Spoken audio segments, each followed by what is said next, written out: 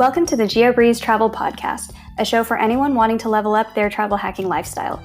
I'm your host, Julia Menez. I'm a travel hacker, coach, speaker, Filipino-American ENTJ who loves solid travel gear and using shortcuts on spreadsheets.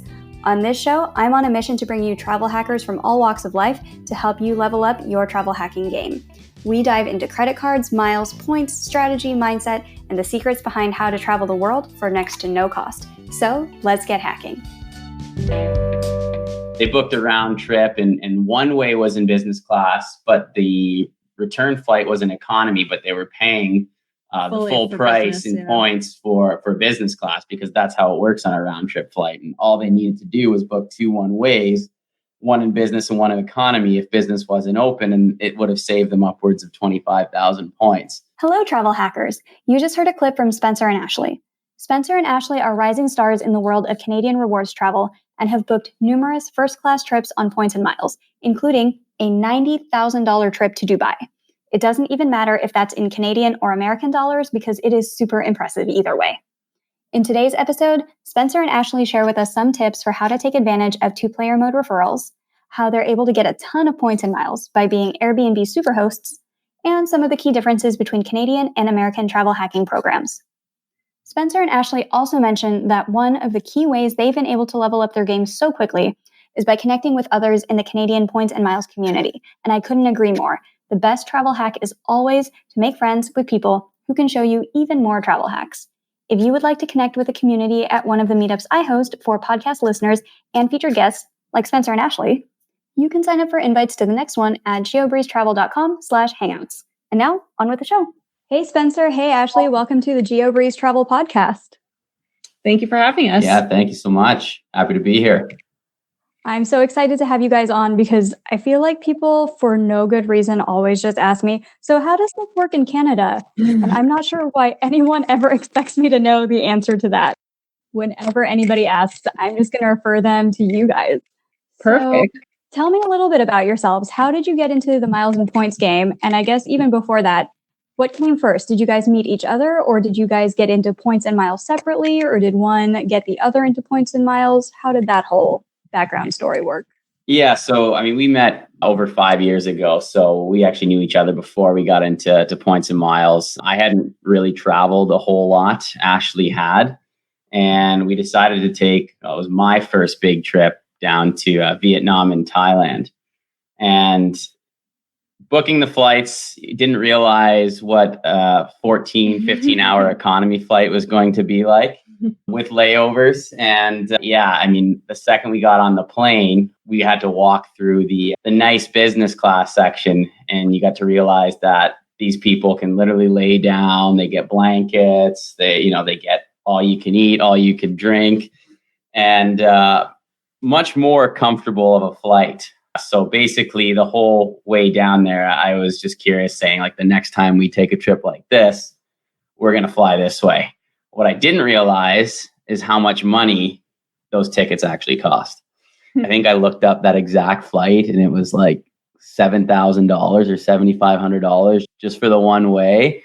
And then I kind of, geeked out a little bit and started doing some research. Then I found forums and a bunch of people talking about how lucrative the points game was and how you can travel in cabins like that or a lot better for next to nothing. Mm-hmm. So I guess that's really where it sparked the interest. Ashley was definitely the one that got me into doing the bigger travel. And we just did a ton of research. We met a ton of people. I went to a bunch of meetups and, we just kind of constantly grew our knowledge and eventually got to pull trigger on some of our first redemptions. And, we've been learning and getting better and taking more trips ever since. Mm-hmm. We are still pretty new at the travel stuff. So that was really only like 2 to 3 years ago too. Yeah. Nice. And you guys have come so far in those 2 to 3 years because you've definitely traveled in style, in business class, into the lay flat seats and everything in those last 2 to 3 years. Absolutely. We've experienced some really great products, and it's been an amazing experience. And we just can't wait to keep doing it forever. And at first, when we started getting into it, we're like, if we can just do our really long hauls, like say to Australia or to Southeast Asia in business class, that's fine. But the more we got into it, the more we're like, this is attainable to do all the time. How do you keep it sustainable? How do you earn enough miles and points to just keep traveling over and over again in the upper class cabins? I mean, so there's various different ways to earn. I mean, when I first started, I thought you just had to have a ridiculous spend amount. I thought that earning this amount of points were for people that had, hundreds of thousands of dollars of expenses every year. And that's actually probably the worst way to earn points fast. So we obviously learned a lot about credit card churning and the sign up bonuses and taking advantage of that. But also there's a lot of banks and credit card issuers out there that have very strong referral bonuses. Yeah. And being a couple, we can really take advantage of that. So I can refer Ashley to a card. She gets the sign up bonus. I would get the referral bonus. And then 6 months to a year later, we can kind of flip the page and she refers me to that card once I don't have it anymore, and we can keep cycling that way. So it was, that one was really lucrative for us, considering we still have our full-time jobs and we can't travel 6 months of the year. We only have a few weeks. So at that point we were earning many more points than we could actually redeem. So, and then on top of that too, for hotels, there was both of us earning hotel points, but you only need enough. Technically, there's only one room, right? So we're just kind of doubling up, and we kind of keep everything in Spencer's name. And then I'm able to send him a certain amount of points every year. So he does all the hotel bookings out of his account, and we only need one of us to have status, really. So that's been really helpful. And then also being in Canada, I don't feel like the travel hacking world it's not as vast, I guess, as it is in the States. So I feel like the community up here is a little smaller, and we're about an hour and a bit outside of Toronto. So in Toronto, you'll find a lot of people who are really into it. But in Niagara, there was nobody. So once we started telling family and friends about it, we started being their go-to for referrals. And that has been really helpful too. What are some of your favorite cards to refer to each other that have pretty lucrative referral bonuses? And then also to refer to friends and family? Yeah, great question. So American Express has undoubtedly been the best credit card issuer that we've used. The Business Platinum, for example, has always been very lucrative. They've had the 75,000 MR sign up bonus, and when we first started, it was a 25,000 point referral. Yeah, so that was nice. To Ashley's point, since no one in our network really knew about this whole travel hacking, how lucrative it was, we were the go-to person for the referral. So we got a lot of referral points based on just helping people get introduced to travel hacking and which card to start off with. So that definitely would be our number one card that we've used. And then we had a lot of beginners too. So we would start them off just with like the Amex Gold card is a really great starter card. And then they would kind of work their way up from there. Even with couples, they never really understood the 2-player mode. So it would constantly kind of come back to us as they got different cards as well. And when one of you refers the other, let's say one of you refers the other to the Business Platinum, do you then just keep 2 copies of that card, or do you close down the other one and then re-refer later? So we always keep the card for usually at 9 months, at least 6, but usually 9 to 11 months. So we try to time it so Spencer's held his Business Platinum for 9 or 10 months, and then he refers me after that. And we do that as well, just so that when he closes his card, another one of us has the Priority Pass that comes with the Business Platinum. So at least one of us has that. So when we go to lounges and stuff, we can both get in, but we try to overlap that way. And sometimes it does work out that we overlap on the same card, but usually not for longer than a few months. And you're able to, let's say Spencer has the Business Platinum and then refers Ashley. She has it for a little while. Are you able to then refer Spencer for the same card and he can get the sign up bonus again? Well, when we first started, yes, Amex Canada wasn't necessarily, they didn't look into it as much as they have today, per se. So the rule of thumb was you wanted to keep it open for at least 6 months just for a credit history report, because anything less than that, it's not even going to show up in your credit bureau. So you want to have that 6 months of strong history of, paying it off in full every month. And then after that, we would make the decision whether we'd wanted to cancel it or not. So yeah, after 6 months, we usually wait 3 and then you could reapply. That was the old rules. Now they're starting to really tighten up on things because they're cracking down up here. Yeah, because they're it's, again, still a very niche population here in Canada, but it is growing quite quickly with a few of the Canadian bloggers, and social media itself's a super powerful tool. So a lot of people are getting into it. Maybe not as aggressive as us, but they're starting. So, but really to answer your question, we don't really flip back and forth to the same card. Now that there's other cards and we have multiple other streams of earning points, some of them organically as well, that it's usually at least at minimum a year and a half before we would reapply for that card again. That's still a lot more lenient than what we have in the United States. A lot of the American Express cards here, especially the Platinum and the higher up cards, you're only allowed to get the sign up bonus once in a lifetime. Yeah. So you can close the card and reopen it, but you wouldn't get the sign up bonus again. So that's still a lot better for what you guys have in Canada, even if you have to wait a couple of years. Yeah, definitely. It's definitely was very lucrative when we started. You can almost go back and forth once or twice a year for sure. I think at one point too, we held both the business gold and the business Actually, I think we both applied to the business gold and the business platinum at the same time. And now you can't have both of the business credit cards at the same time. I know that the Chase Sapphire Preferred and Chase Sapphire Reserve is like that in the United States. Do you have the Chase cards available to you in Canada as Sadly, well? no. Do you have any of the other card families other than American Express, or it's all just American? No, we have our standard big banks here in Canada, like TD Canada has been a big one. They're affiliates with Aeroplan. Like, as a lot of people know, Aeroplan's the go-to Canadian points program. Mm-hmm. So TD's had partnerships with them. Same thing with CIBC. They have Aeroplan issued credit cards that come with pretty lucrative sign-up bonuses. A lot of the times you'll see their first year free, and it comes with a $25,000 sign-up bonus, and you only have to spend $1,000 in the first 3 months. So for people that are a little bit hesitant to hit that high minimum spend on the business platinum, which is now $7,000 in 3 months, it's a great starter to get, essentially a very easy $25,000 Aeroplan. And there's multiple cards you can do that with. Yeah. And also we also have RBC has the Avion card, and they do product switches without another credit hit. So that's really great if you can get in on those products. We still use the MBNA Alaska cards. We use Alaska Miles. So we're not completely limited, but we definitely don't have the Chase and all those bonuses like you guys do.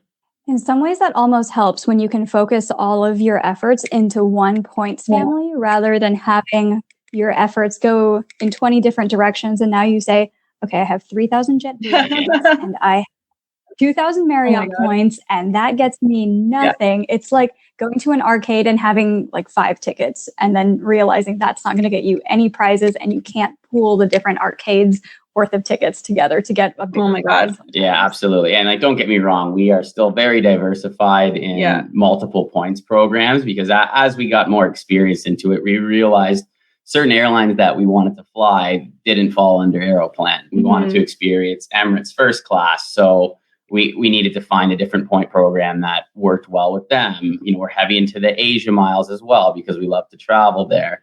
British Airways Avios program. Again, we've earned a lot of points that way. And same thing with, obviously, we're Platinum Elite members with Marriott Bonvoy. So we like to sign up for multiple credit cards that are affiliated with them to earn their points, because you can transfer to multiple airlines from them as well. But that point is actually pretty interesting, because I feel like you guys, Julia, have an easier time transferring to different points programs, whereas outside of, say, Aeroplan and Avios, we really have to funnel through Bonvoy points in order to transfer out to, say, Alaska or AA or Asia and all of that.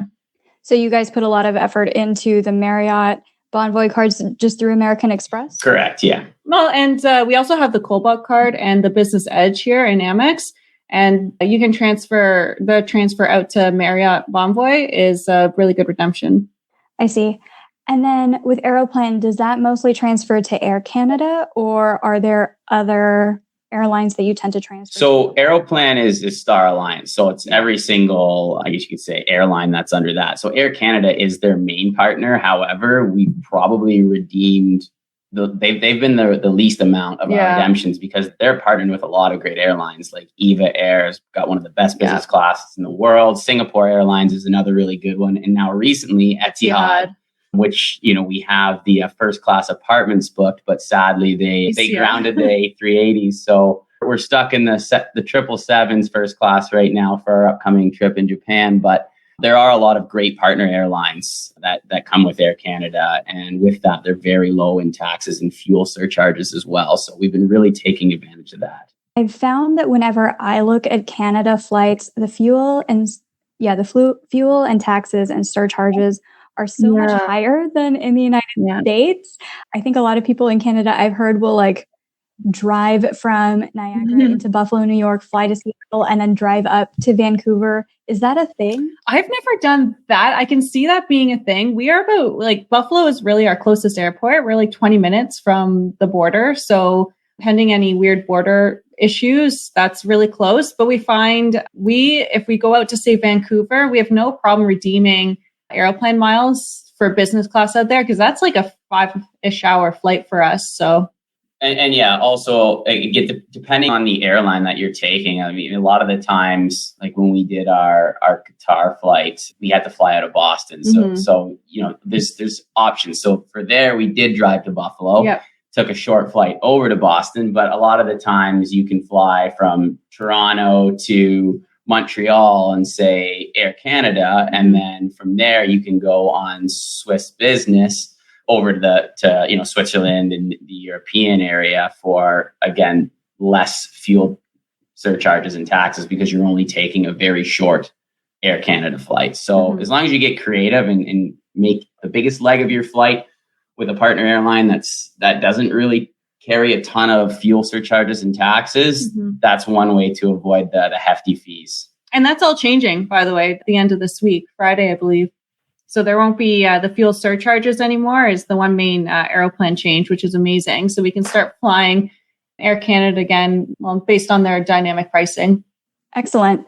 And we're recording this in November. Oh, yes. Sorry. Whenever this comes out, whenever you hear it, you probably don't have the fuel surcharges anymore. So nice.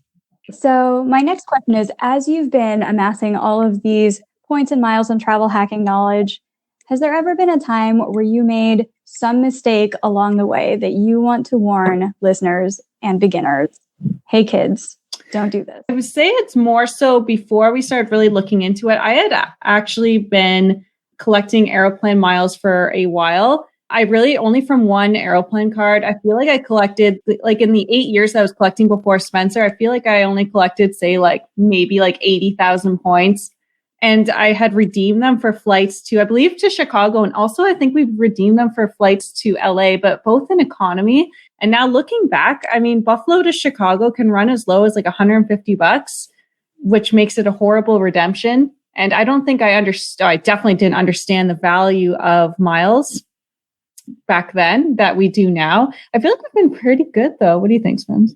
I mean, now it's more so our friends that we're trying to get into. Oh my God. They'll make a booking and send it our way being like, hey, we're really excited for this trip. And then we realize that they booked a round trip and one way was in business class, but the return flight was in economy, but they were paying the full price in points for business class because that's how it works on a round trip flight. And all they needed to do was book 2 one-ways, one in business and one in economy if business wasn't open, and it would have saved them upwards of 25,000 points. So when we see stuff like that, we immediately tell them to either try to change it. But I guess in the beginning, the example of when we booked the Chicago flights on points in economy, it was a terrible redemption knowing that we could have just saved a few more points and booked a business class trip for, not that many more points, but it would have been worth a heck of a lot more in terms of a dollar value. Yeah, it's always good to do the math for what kind of cash redemption are you getting for this versus points redemption, and to always just check award availability too, because sometimes it doesn't really cost that much more to just upgrade to business. The other thing I would say we've been pretty good at, because with the forums and stuff that we've read, they always tell you to make sure you know which plane you're getting on. Yes. Because there could be a routing, say Canada to Vancouver, and there's multiple planes that go back and forth. It's a very popular flight, but there's certain planes that have the pods, which is, the best Air Canada flight you can really take. But there's also regional jets that go from Toronto to Vancouver, and it's the angle flat seats, but they're the same amount of points. So I would just suggest, for people starting out, and especially people in Canada, to make sure that you use platforms like Seat Guru to go in, type your flight number in, and make sure that it is the correct plane with the pods, because you're getting a much better bang for your buck in terms of points if you do select the right aircraft. Nice. Those are all really great tips. If you're going to be booking in one flight anyway, you definitely want to check out Seat Guru, check out what kind of plane you're going to be sitting in. If it's the exact same price for a much nicer, newer plane, definitely worth it to do a little bit of research to find that out.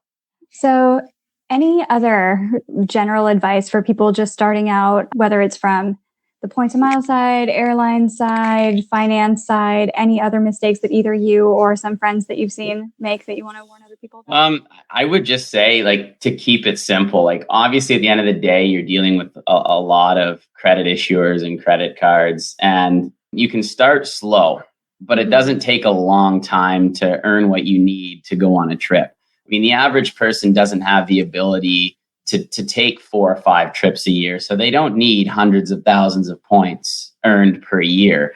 You really, only need a fraction of that. And there's multiple cards that can get you there. And you don't need to sign up for all 4 or 5 of them at once. And then also too, I've had friends, really good friends too, saying, hey, I just signed up for this Aeroplan Amex. And I'm like, oh, dear God, what's the bonus? And I think they only got 20,000 points, but the annual fee was $400. And you have to be able to, again, know the value of a mile and to know when different credit card bonuses are worth it, most bang for your buck, and when they're just not.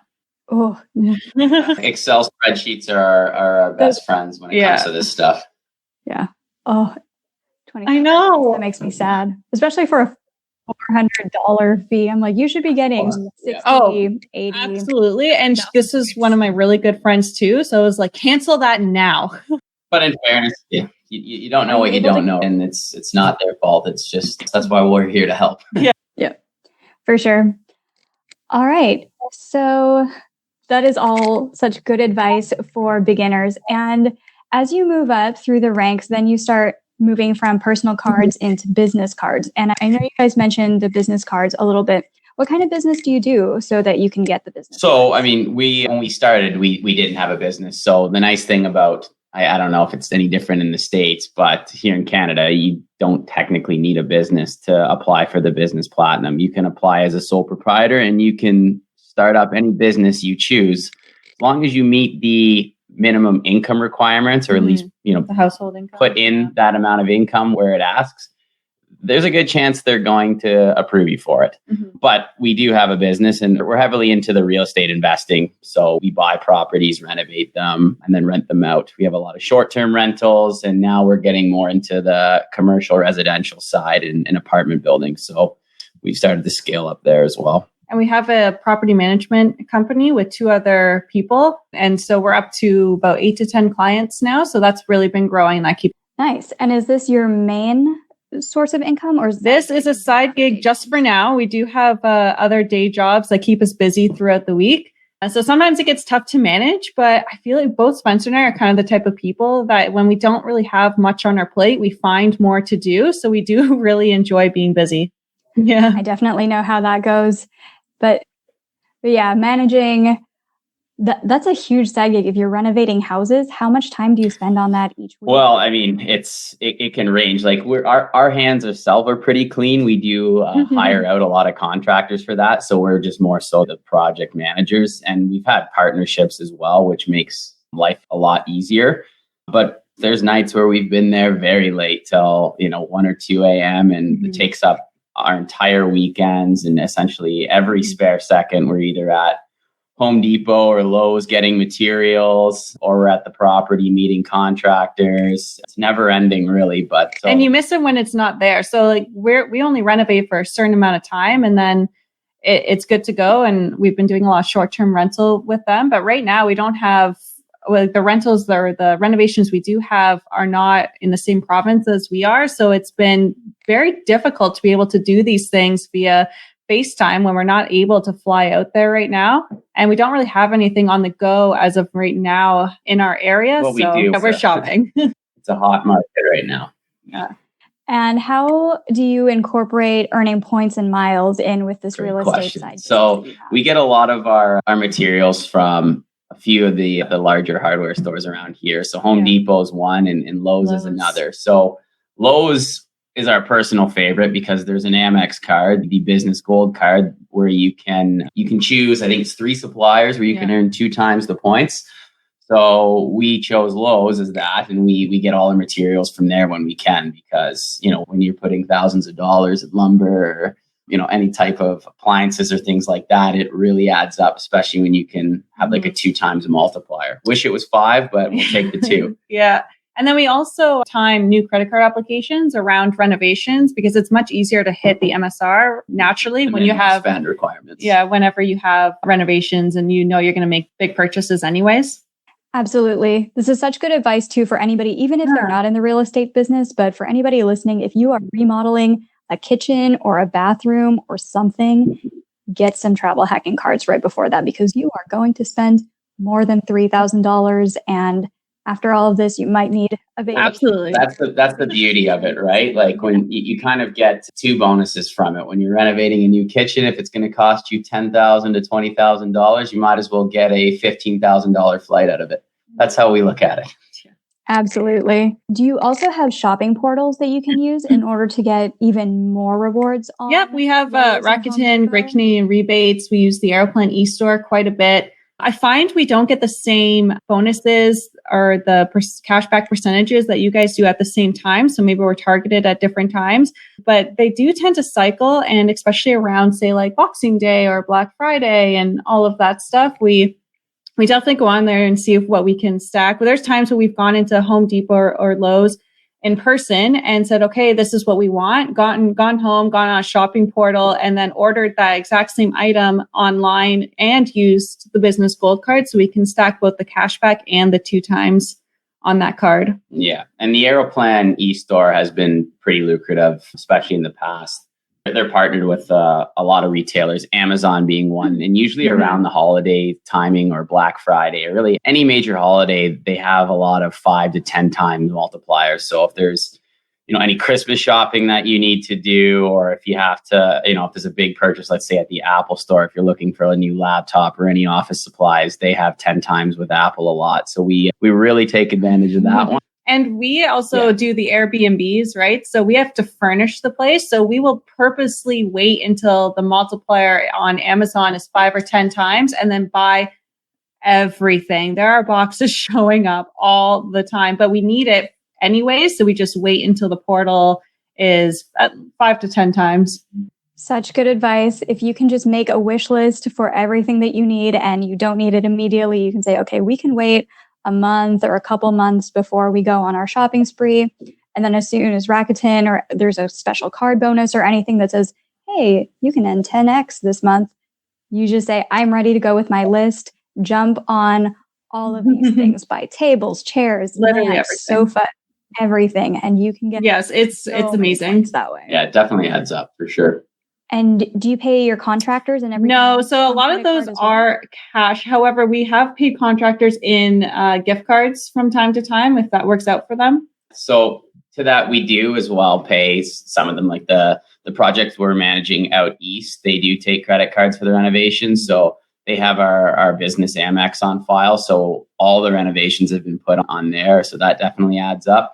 And in the past, I've used, I'm not sure if you're familiar with Plastic, but that was one of the partners from the business gold card, where you could essentially, as long as you had an invoice from them, you could pay them via the Plastic platform and earn 2 times on what they were charging. There is a small fee involved. So, it's at your discretion on whether that fee is worth it for you. But if it's a big enough job, it justified it being at 2 times versus just 1 time. And I believe you got fee credits when you referred people as well.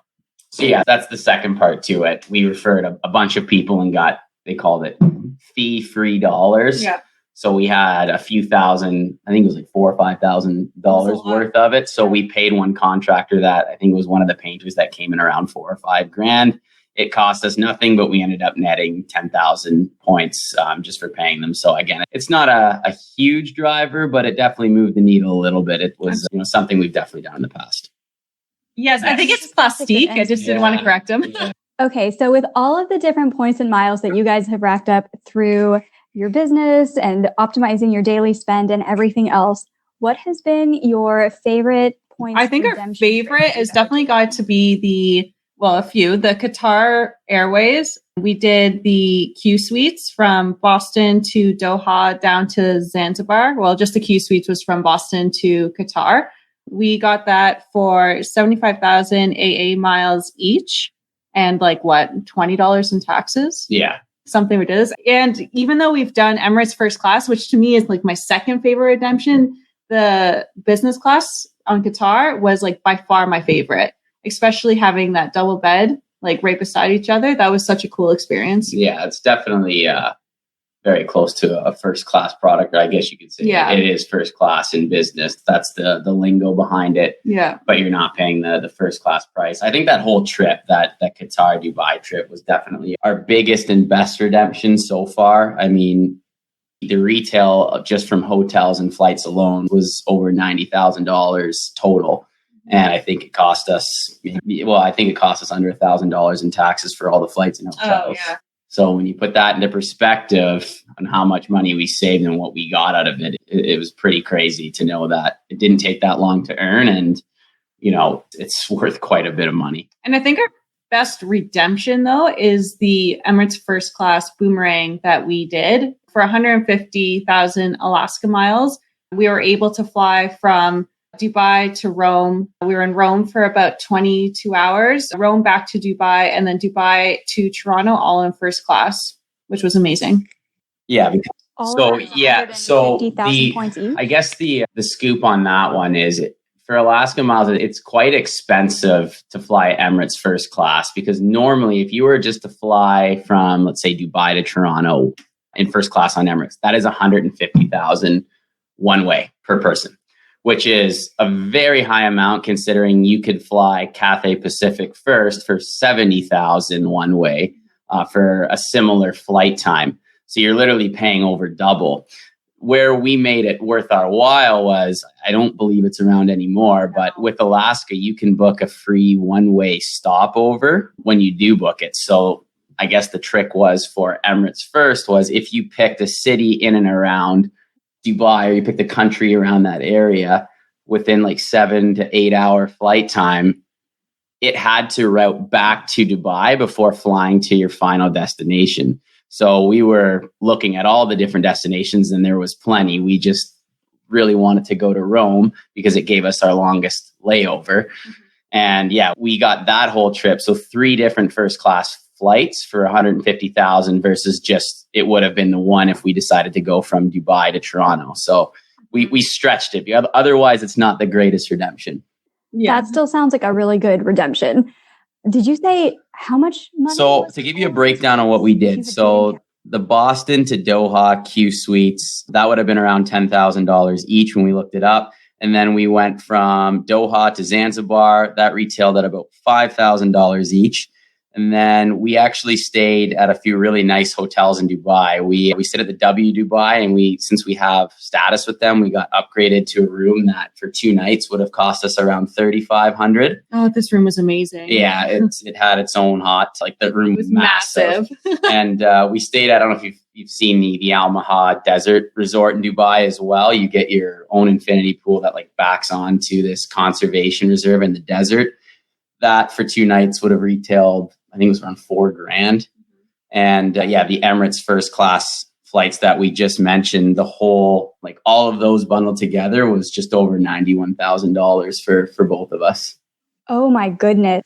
That was a very luxurious trip. Yeah. And the best part is that's a trip that we actually took this year, or in 2020. We actually got back right before everything kind of shut down, right at the beginning of March. It was perfect. And I guess that's enough to get you through the year. That would probably be enough to get anybody through a lifetime $90,000 trip. That's just it, because we were just ramping up at that point, and with everything going on this year, that obviously put a damper on it because we had some pretty great trips lined up this year that obviously we had to cancel, but we're hopeful and we're already planning well into next year. So fingers crossed. And because there's two of us too who love to travel, I don't know about you guys, but we each choose, we're very different travelers. Spencer is the more luxurious travel. He really loves the more luxurious, more like Europe and Dubai kind of trips. And I love champagne on an airplane. He loves a champagne. And I am a little more like, I just want a beach and I just want to put my hair in a bun and not wear makeup and wear the same clothes for 3 days because you're basically just wearing a bathing suit.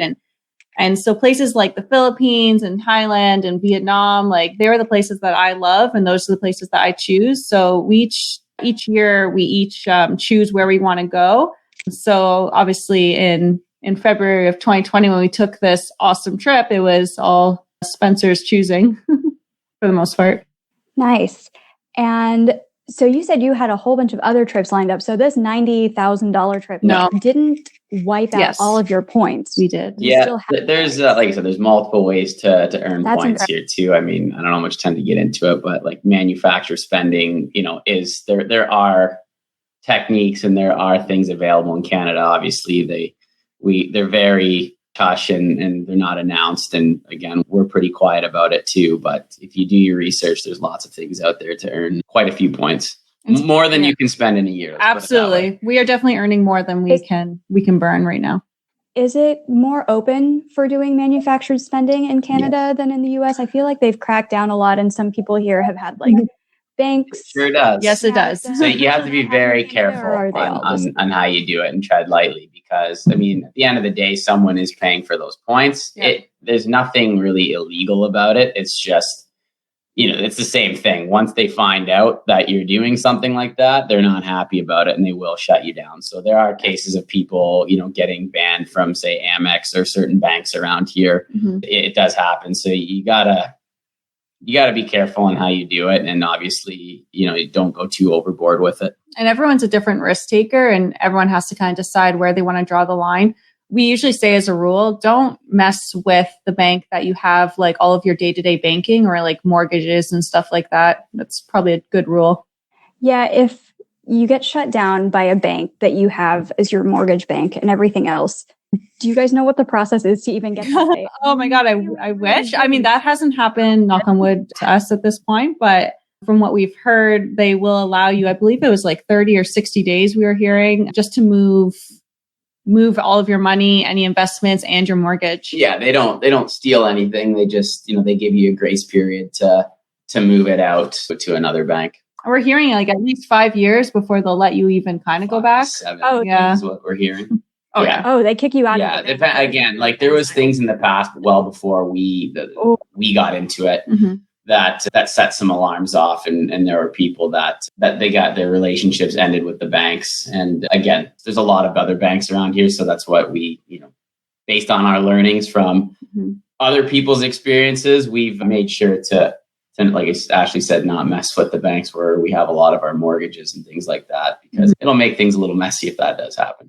So as a warning to listeners, what kinds of behavior did these people commit that got them heavily flagged and shut down? I would say it would be more the spend patterns. If you're going from only putting $300 to $500 a month on your cards to the next month putting $20,000 on your credit cards, that usually sets off a pretty obvious red flag. And again, there's really no data points on what exactly the trigger was, except that seems to be the most common one. So you have to mix in organic spend with MS and spread it out, I would suggest. And banks usually don't take too kindly to people depositing large sums of money into their account on a regular basis. Doing different things like that, even though it is very legal, kind of look a lot like money laundering.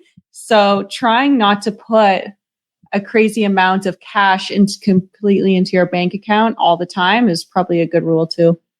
Yeah, that's really good advice for anybody who keeps hearing the words manufactured spend come up in any of the travel hacking forums. Just know there are risks associated with it. And if you want to take those risks, take a little bit first. Try it with a $100 gift card instead of, oh my God, I'm going to manufacture spend $7,000 a day.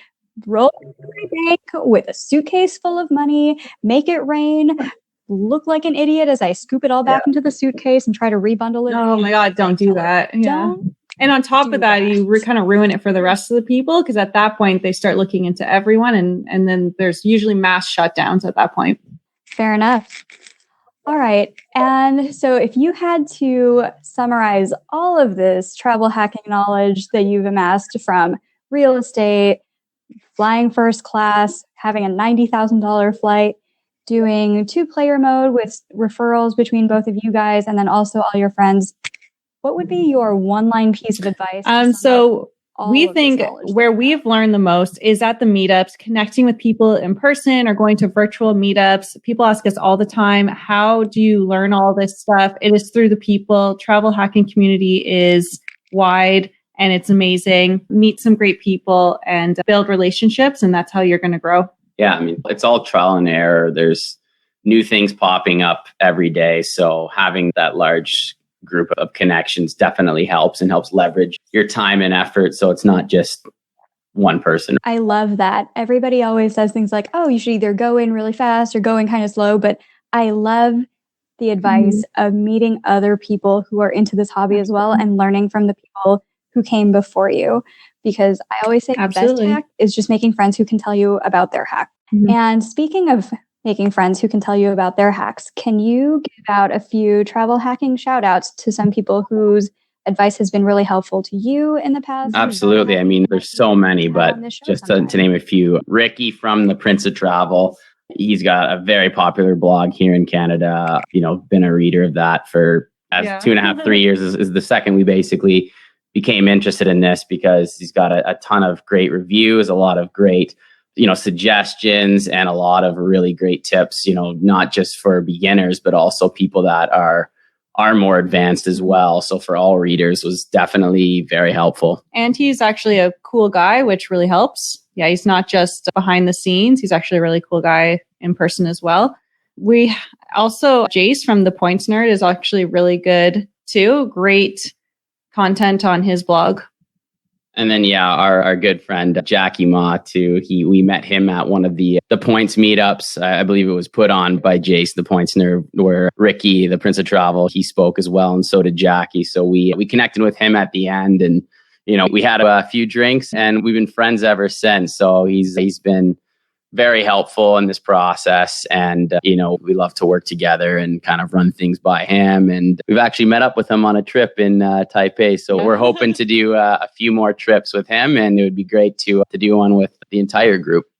So we are Spencer and Ashley on our Instagram. Really easy. Just our names. Well, thank you guys so much for coming on to the show. This is awesome. Thank you so much. Enlightening and so interesting getting to speak with you.